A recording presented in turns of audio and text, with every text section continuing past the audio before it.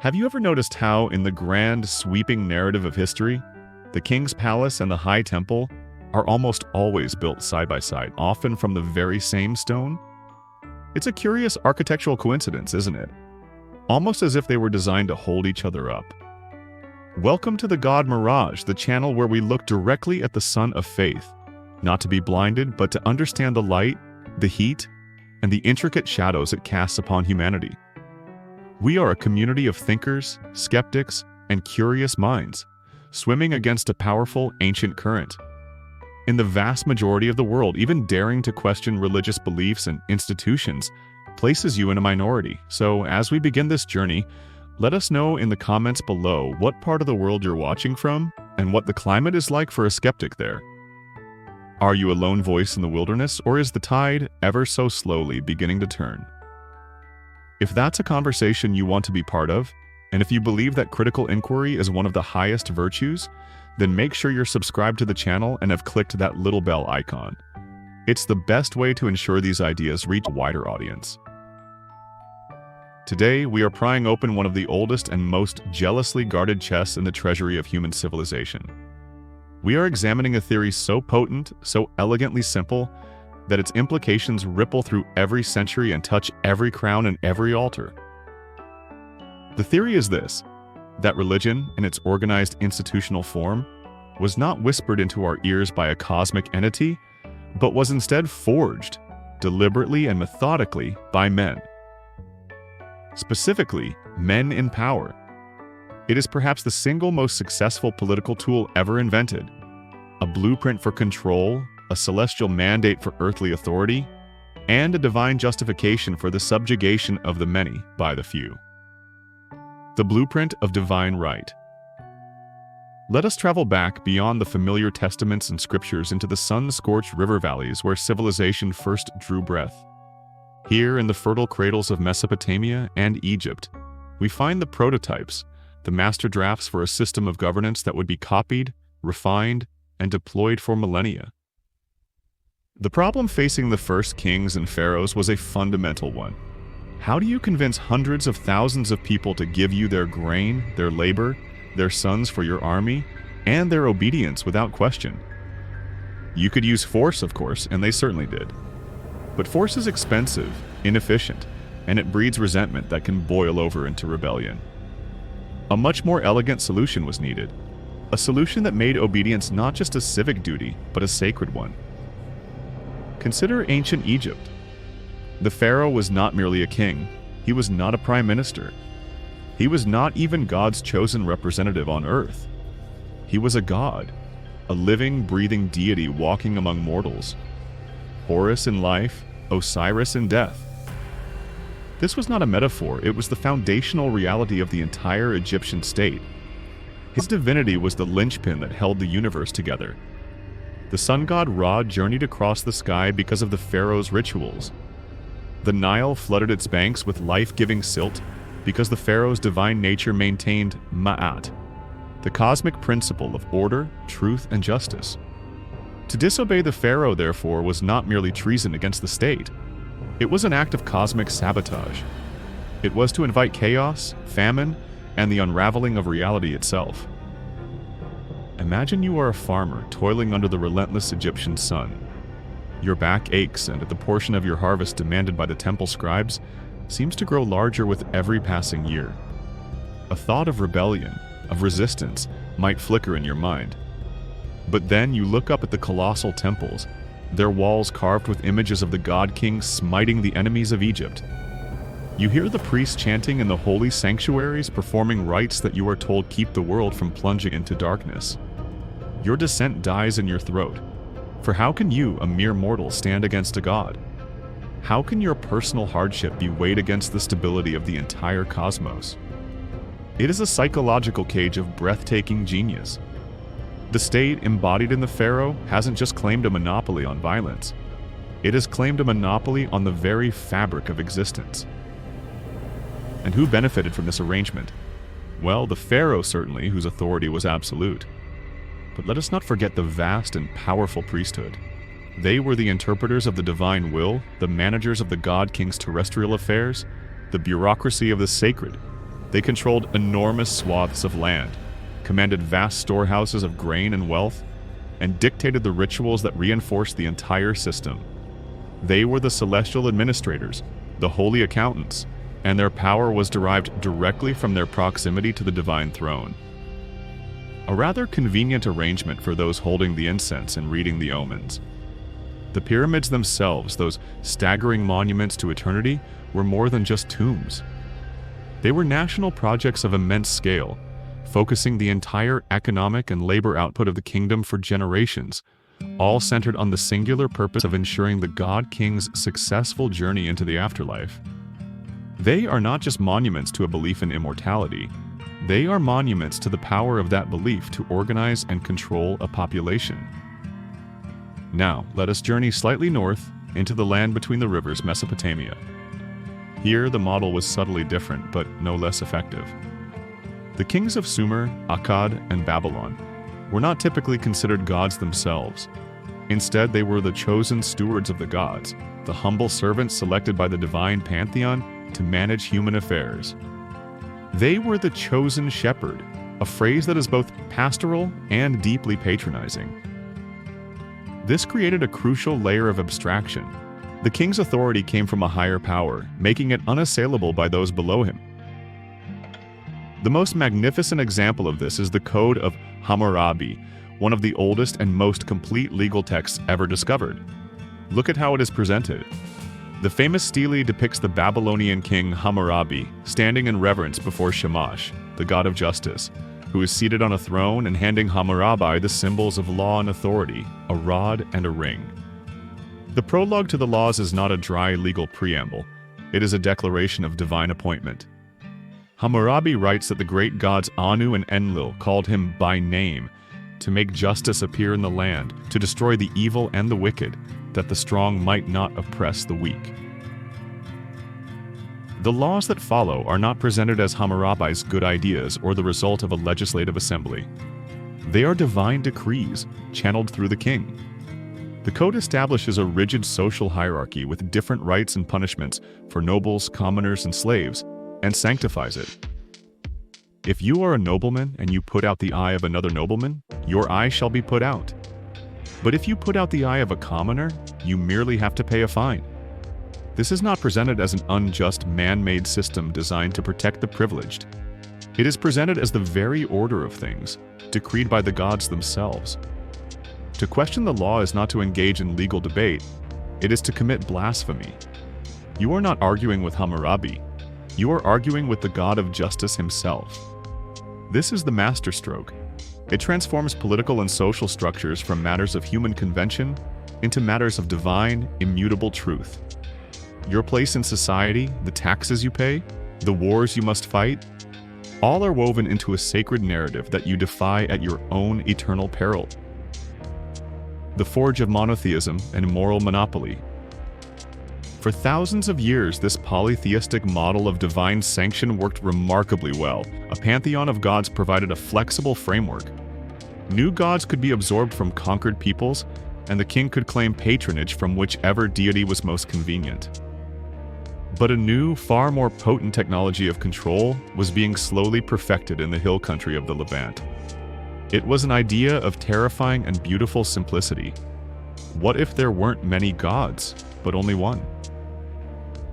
The advent of monotheism represents a quantum leap in the concept of religion as a tool of power. A pantheon of gods, like a council of nobles, can squabble. They have different domains, different personalities, and their loyalties can be divided. A single, all-powerful, omniscient, and omnipresent God, however, is the ultimate autocrat. His authority is total and indivisible. There is no other court of appeal. This consolidation of the divine into a single entity provides a model for the ultimate consolidation of terrestrial power. An early and ultimately failed experiment can be seen in Egypt with the pharaoh Akhenaten. He attempted to overthrow the powerful and wealthy priesthood of Amun-Ra by declaring that there was only one true god, the sun disk Aten. Akhenaten wasn't just a religious revolutionary, he was attempting a radical political power grab. By making himself the one and only intermediary between Aten and humanity, he sought to render the entire existing priestly class obsolete, redirecting their immense wealth and influence directly to the throne. His revolution did not outlive him. The old priests were too entrenched and their power base too strong, but it serves as a stark illustration of the intimate and often violent relationship between theological reform and the quest for absolute power. But the true genius of monotheistic control was perfected by the ancient Israelites. Their foundational concept was the covenant, a binding, exclusive contract between their single God Yahweh and their specific people. This was not a universal God for all mankind, but a tribal deity who had chosen one nation above all others. This immediately created the most powerful social dynamic known to man, the in-group and the out-group. We are the chosen people under God's special protection. They are the outsiders, the idolaters, the heathens. This fosters an incredible sense of collective identity, solidarity, and, crucially, superiority. And who delivered the terms of this divine contract? Not a committee, not a popular vote. The law, according to the narrative, was delivered to one man, Moses, alone on a holy mountain, straight from the mouth of God, etched into stone tablets. The Ten Commandments and the vast body of Mosaic law that follows are, like Hammurabi's code, a complete system for social organization. But it goes much further. It's not just about property and punishment. It's about what you eat, what you wear, when you work, who you can marry, and even what you are allowed to think. It's a totalitarian system in the most literal sense of the word. It seeks to govern the totality of human existence. And because it comes directly from the one true God, it is non-negotiable. This establishes what we might call a moral monopoly. The leaders, the priests, the prophets, the judges, become the sole gatekeepers of righteousness. They alone can interpret the divine law. To disagree with them is not a matter of opinion. It is a matter of sin. It's an infallible mechanism for silencing dissent. Imagine you are an early Israelite questioning a decision by the priestly class. On what grounds can you argue? Your own reason? Your personal sense of fairness? These are meaningless against a direct, "Thus saith the Lord." Your reason is fallible, human, and corrupt. Their pronouncements are divine, perfect, and eternal. When the Israelites later demand a king so they can be like all the other nations, look at how this transition is managed. The prophet Samuel, the established religious authority, anoints Saul with holy oil. This act is not just a coronation, it is a transference of divine sanction. The king is now the Lord's anointed. This sacred status insulates him from criticism. In the story of David, he has the opportunity to kill King Saul, his bitter enemy, but refuses, stating, "I will not stretch out my hand against my Lord, for he is the Lord's anointed." The king's very person has become sacrosanct. To touch him, to rebel against him, is to attack God's chosen representative. This system creates a self-reinforcing loop of power. The king's authority is legitimized by the priesthood, who declare him divinely chosen. In return, the king uses his power to enforce the religious laws, protect the temple, and ensure the priesthood maintains its privileged position in society. The state and the church become two faces of the same coin, each guaranteeing the other's power and wealth, all built on a foundation of divine law that the common person is forbidden to question. It is a perfect closed system of control. The laws handed down from on high often had very practical earthly benefits for the ruling class, but they were laundered through the divine, presented as sacred wisdom for the spiritual well-being of the flock. These ancient laws dictated everything from diet to debt, often in meticulous and bewildering detail. What's a religious rule from any faith you've encountered that you find particularly absurd or so obviously designed for social control rather than genuine spiritual guidance? Share your most fascinating examples in the comments below. It's always illuminating to see which divine commands seem to align so perfectly with the interests of the powerful. From persecuted cult to imperial tool. The story of early Christianity presents us with a fascinating paradox. Here was a faith born in the dusty outskirts of the Roman Empire, a religion of the poor, the enslaved, and the marginalized. Its central figure was an executed dissident, and its core teachings championed humility, poverty, and turning the other cheek.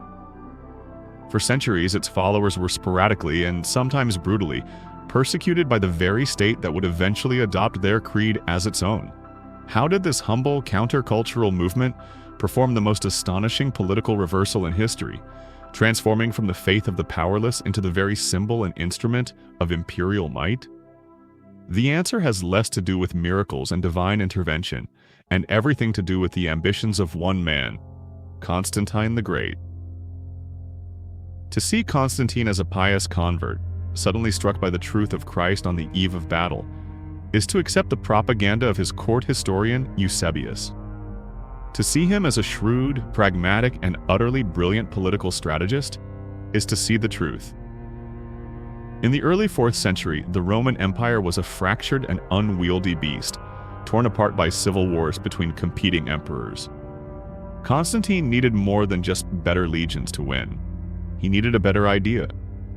The old Roman paganism, a disjointed and cynical collection of local deities and state rituals, had lost its power to inspire unity.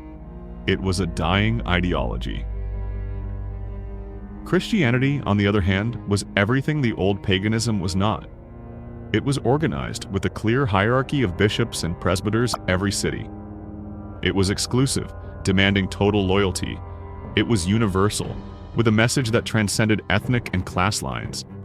And most importantly, it possessed a fervent, cohesive energy that could bind an empire together. The story of Constantine seeing a vision of the cross in the sky before the Battle of the Milvian Bridge, "In hoc signo vinces," "In this sign you will conquer," should be understood not as a supernatural event, but as a masterstroke of political branding. By painting the Christian symbol on his soldiers' shields, he wasn't just appealing to a divine power, he was co-opting the energy of a growing and passionate demographic. He was telling the Christians of the empire, "Your God is with me. Your victory is my victory." After securing his power, Constantine's patronage of the church was systematic and transformative. He didn't just tolerate Christianity, he showered it with wealth, land, and unprecedented legal privileges. Humble house churches were replaced by magnificent basilicas built with imperial funds.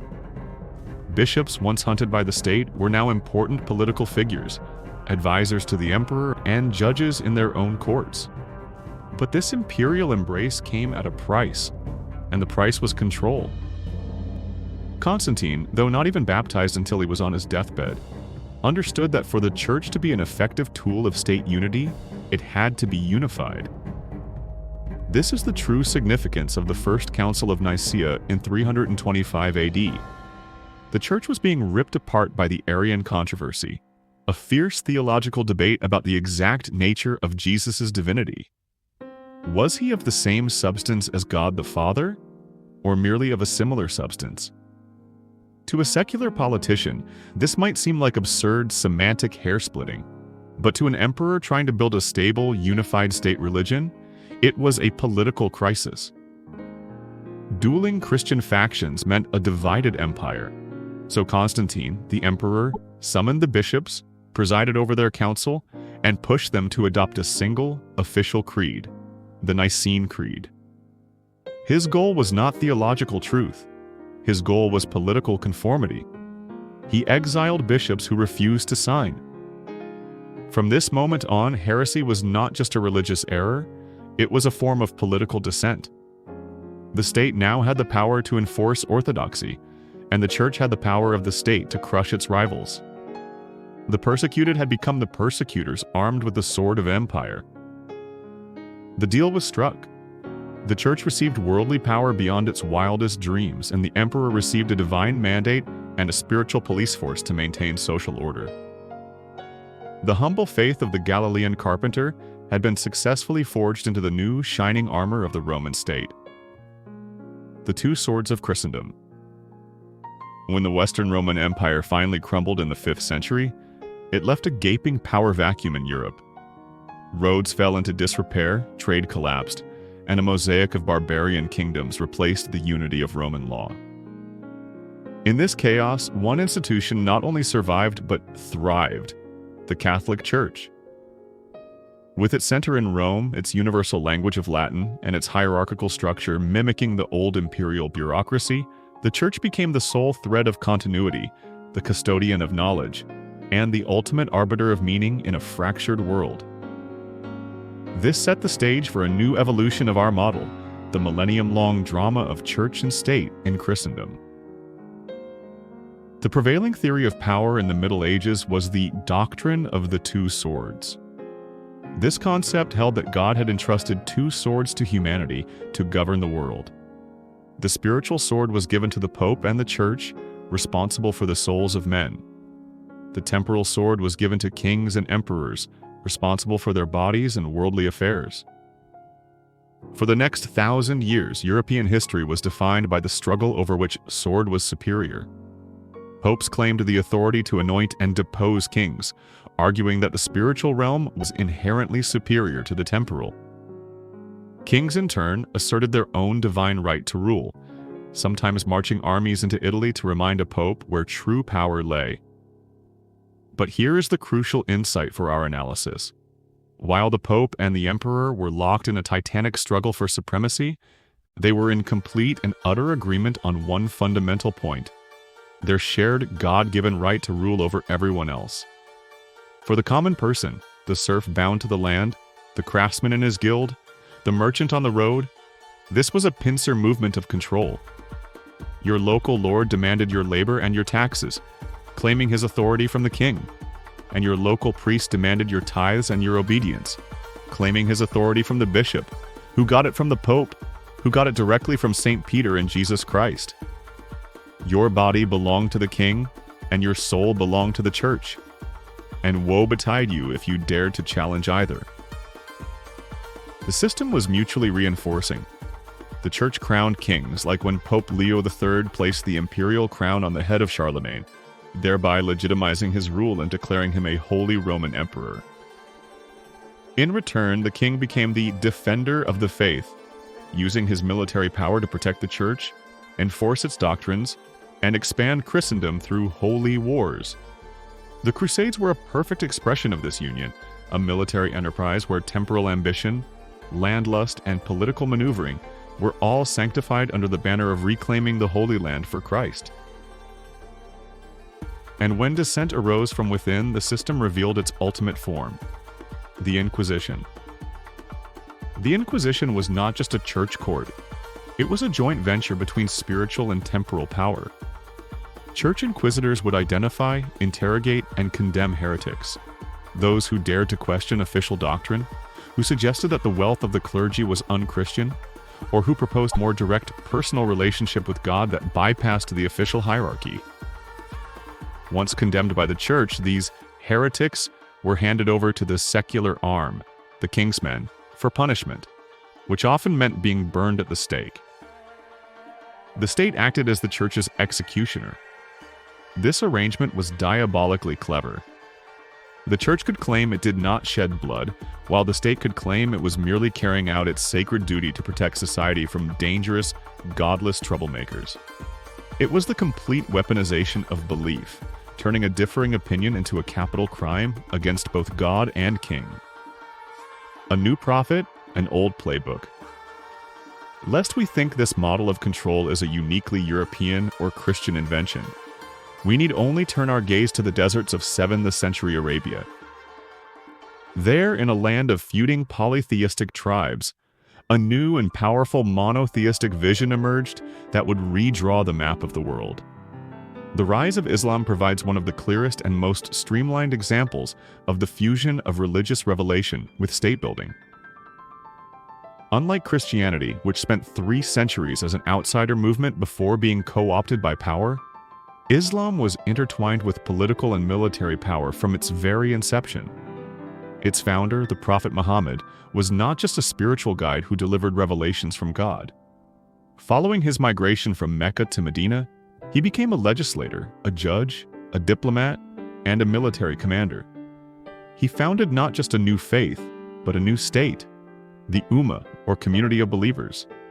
From the very beginning, there was no separation between the mosque and the state.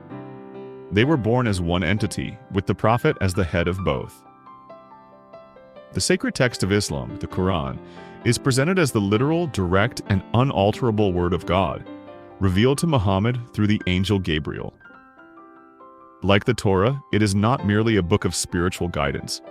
It is a comprehensive blueprint for society.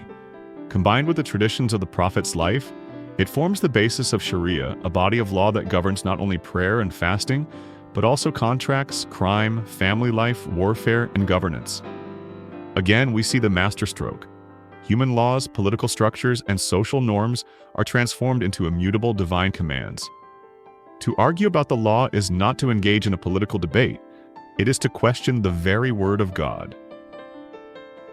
After the prophet's death, his authority was passed to the caliphs, the successors. The caliph was the supreme leader of the Islamic world, simultaneously the head of state and the commander of the faithful. His role was to defend and expand the borders of the Islamic Empire and to ensure that the law of God was upheld within it. Rebellion against the caliph was not just treason, it was fitna, a sedition that threatened the divinely ordained unity of the entire community. It was a grave sin. The vast and rapid expansion of the early Islamic caliphates was fueled by a powerful combination of religious fervor and political ambition. The promise of paradise for those who died in battle was a potent motivator for soldiers, while the leaders saw the conquest of new lands and the acquisition of immense wealth as proof of God's favor. The pattern is starkly, almost eerily familiar. A leader claims a unique and direct channel to a single, all-powerful God. This God provides a comprehensive set of laws that establishes a clear social and political order. This legal religious framework makes the leader's authority absolute and beyond question. It unites his followers into a cohesive, powerful in-group, justified in its domination over out-groups. The leader's successors inherit this mantle of divine legitimacy, creating a system where political power and religious authority are fused into a single, irresistible force.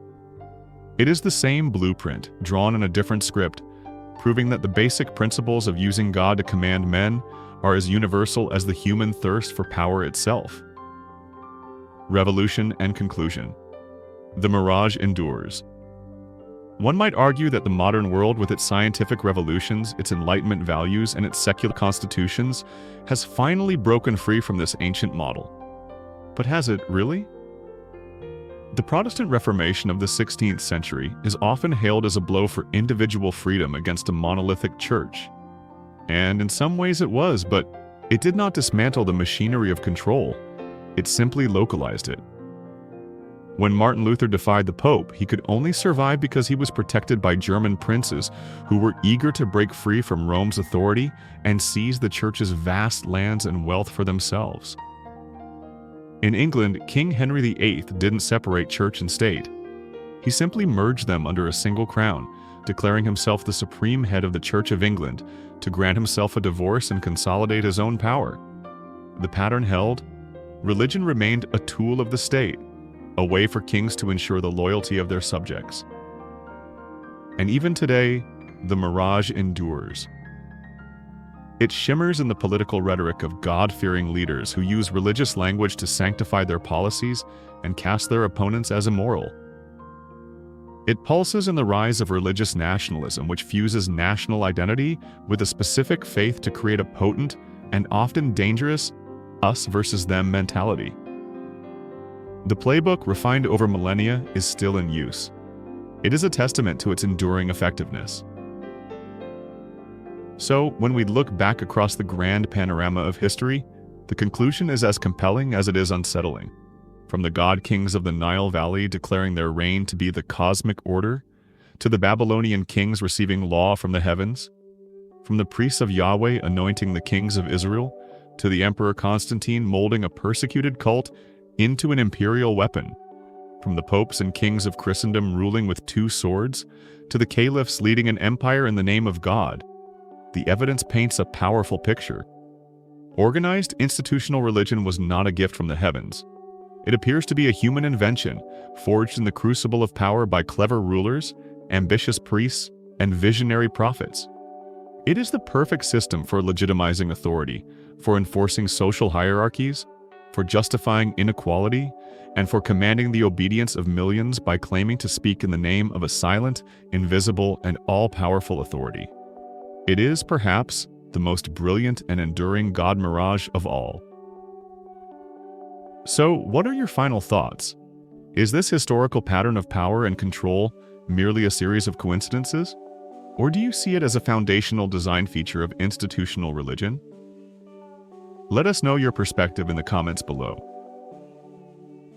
If this exploration has sparked your curiosity and you believe these are conversations worth having, please do us the simple favor of liking this video, sharing it with someone who isn't afraid to ask difficult questions, and subscribing to The God Mirage. The Mirage is vast and convincing, but together, with clear eyes and critical minds, we can begin to see what truly lies behind it. Thank you for watching.